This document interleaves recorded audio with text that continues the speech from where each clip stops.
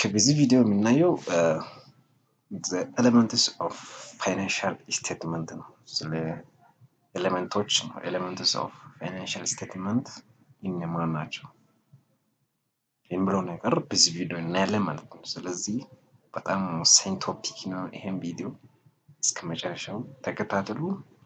ለቻናላችን አዲስ ከሆናችሁ አንዴ ቻናላችን ሰብስክራይብ አድርጉ፣ ላይክ፣ ሼር፣ ኮሜንት አድርጉ። እናመሰግናለን። አሁን ቀጥታ ወደ ቲዩቶሪያሉ። elements of financial statement የሚባሉት አሴት አለ፣ ላያቢሊቲ አለ፣ ኢኩዊቲ አለ፣ ሬቪኒው ኤንድ ኤክስፔንስ አለ፣ አልፎ ተርፎ ጌን ኤንድ ሎስ። እነዚህ elements of financial statement የሚባሉ ኤሌመንቶች ናቸው። ስለዚህ አንደኛው ፋይናንሻል ስቴትመንት ኤሌመንት አሴት ነው ማለት ነው። ስለዚህ አሴት ማለት ነው ማለት ነው። አሴት is a resource controlled by entity። አሴት ማለት ሪሶርስ ነው ኮንትሮል ባይ the entity፣ በኤንቲቲ ኮንትሮል የሚደረግ ማለት ነው። ኮንትሮል የሚደረግ ፊውቸር ቤኔፊት የሚያስገኝ ሊያስገኝ ይችላል ተብሎ ኤክስፐርት የሚደረግ ነገር አሴት እንለዋለን ማለት ነው።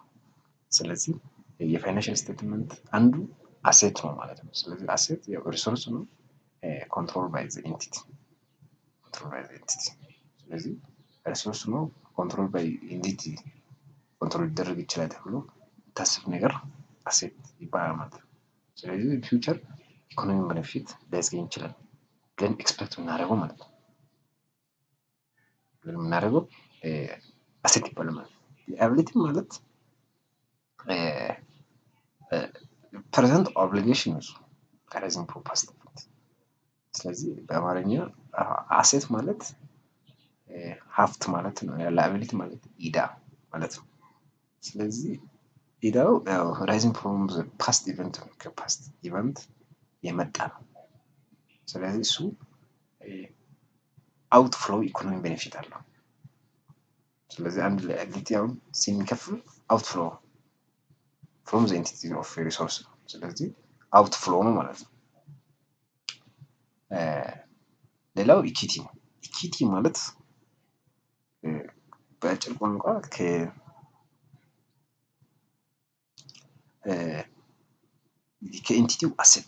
ከኤንቲቲው አሴት ላያቢሊቲን ዲዳክት ስናደርግ ሲቀነስ የሚቀረው ኢኩዊቲ ይባላል ማለት ነው። ስለዚህ አንድ ሬዚጁዋል ኢንተረስት የአንድ ካምፓኒ ኢኩዊቲ የሚባለው አሴት ቶታል አሴት ሲቀነስ ቶታል ላያቢሊቲ የሚቀረው ኢኩዊቲ ተብሎ ይጠራል ማለት ነው። ስለዚህ እነዚህ ሶስቱ ኤሌመንትስ ኦፍ ፋይናንሻል ስቴትመንት ናቸው ማለት ነው። ሌላው ኢንካም ነው። ኢንካም ማለት ኢንክሪዝ ኢኮኖሚ ቤኔፊት during the accounting period in the form of improvement or enhancement of asset or decrease in liability as a result of increasing equity, as a result those relating to contribution of from the equity participant። ኢንካም ማለት ያው ኢንክሪዝ ኢኮኖሚ ቤኔፊት ላይ ኢንክሪዝ ሲሆን ማለት ነው። ኢንክሪዝ ሲሆን ኢንፍሎ ኦፍ አሴት ሲሆን አሁን አሴታችን ከጨመረ ኢንካም ነው ላይ ነው። አዘርዋይዝ ላያቢሊቲም በዛ ልክ ከቀነሰ የዛለት ኢኩዊቲ ምን ይሆናል? ይጨምራል ማለት ነው። ስለዚህ እሱ ለኛ ኢንካም ነው ማለት ነው። ኢንካም ነው ማለት ነው። ስለዚህ ኢንካማችን ምን ማለት ነው? ዱሪንግ አካውንቲንግ ፔሪድ ውስጥ ኢምፕሎ የሆነ ኢንሃንስመንት ኦፍ አሴት ሊሆን ይችላል። ስለዚህ አሴታችን ለምሳሌ አሁን አንድ ካምፓኒ መኪና ከገዛ ኢኮኖሚ ኢንካም ኢንክሪዝ ሊሆን ይችላል። ለምሳሌ አሁን አንድ ፐርቼሲንግ ካምፓኒ የሆነ ነገር ሽጦ ብር ካገኘ ብሩ አሴት ነው። ስለዚህ አሴታችን ይጨምራል ማለት ነው። ስለዚህ ኢንካም የሚባለው ኢንፍሎ ነው ወሳኝ ኮንሰፕት ኢምፕሩቭ ኦር ኢንሃንስመንት ነው ማለት ነው። ኤክስፔንስ ማለት ያው ዲክሪዚንግ ኢኮኖሚ ቤኔፊት ዱሪንግ አካውንቲንግ አውትፍሎ ነው እሱ ኦር ዱፕሊኬሽን ኦፍ አሴት ነው። ዱፕሊኬሽን ኦፍ አሴት ኦልሶ ኢንክሪዝመንት ኦፍ ላያቢሊቲ ሊሆን ይችላል። ስለዚህ ኢኮኖሚ ቤኔፊታችን ዲክሪዝ ከሆነ ለእኛ እንደ ኤክስፔንስ ነው ማለት ነው። እንደ ኤክስፔንስ ነው ማለት ነው። ስለዚህ ዲክሪዝ ኢኮኖሚ ቤኔፊት ዱሪንግ ዘ አካውንቲንግ ፔሪድ ላይ ዲክሪዝ ካደረገ ለእኛ ኤክስፔንስ ነው ማለት ነው። ስለዚህ አንድ አካውንቲንግ ትራንዛክሽን ውስጥ ኢኮኖሚ ቤኔፊታችን ዲክሪዝ ከሆነ ያ ኤክስፔንስ ነው። ግን ኢኮኖሚ ቤኔፊታችን ኢንክሪዝ ዱሪንግ ዘ አካውንቲንግ ፔሪድ ከሆነ ኢንካም ነው፣ ኢንፍሎ ነው ማለት ነው። ሌላው ጌን ነው። ጌን ኢንክሪዝ ኢን ኢኩዊቲ ነው ኦር ኔት አሴት ነው። ኢንክሪዝ ኢን ኢንቲቲ ኦር ኔት አሴት ፍሮም ዘ ፊውቸር ኦር ኢንሴንሳል ትራንዛክሽን ኦፍ ኢንቲቲ ፍሮም ኦል አዘር ትራንዛክሽን ስለዚህ ዱሪንግ አካውንቲንግ ፔሪድ ውስጥ ዱሪንግ አካውንቲንግ ትራንዛክሽን ውስጥ ኔት አሴታችን ኢንክሪዝ ካደረገ የለውም። ዶንት ፎርጌት ኢትስ ኔት አሴት። ኔት አሴታችን ኢንክሪዝ ፖዚቲቭ ካሳየ ጌን ነው ማለት ነው። ጌን ነው ማለት ነው።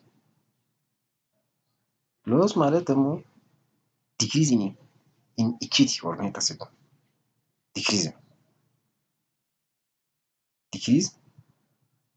in equity or net asset from future or inheritance transaction of entity and other transaction and other event and some comes affect the entity during the period expense those result of expense or contribution to the owner ስለዚህ እንደ ኤክስፔንስ ነው ማለት ነው። ስለዚህ ሎሳችን ዲክሪዝ ኢን ኔት አሴት ሲሆን ነው ማለት ነው። ጌናችን ደግሞ ኢንክሪዝ ኢን ኢኩዊቲ ኦር ኔት አሴት ሲሆን ጌን ይሆናል ማለት ነው። ስለዚህ በዚህ ልክ ነው ማለት ነው። ስለዚህ ፋይናንሻል ስቴትመንት ኤሌመንት የሚባሉ እነዚህ ሎስ፣ ጌን፣ ኤክስፔንስ፣ ኢንካም፣ አሴት፣ ላያቢሊቲ ኤንድ ኢኩዊቲ ናቸው ማለት ነው። ስለዚህ ይህን ቪዲዮ ስለተከታተላችሁ በጣም አመሰግናለሁ። ያልገባችሁ ነገር ካለ ኮመንት ላይ አስቀምጡልኝ። ሌላ በቀጣይ ይሄ ቪዲዮ ይሰራ፣ ይሄ ኤግዛምፕል ላይ ይሰራ የምትሉት ነገር ካለ ኮመንት ላይ አስቀምጡ። አመሰግናለሁ።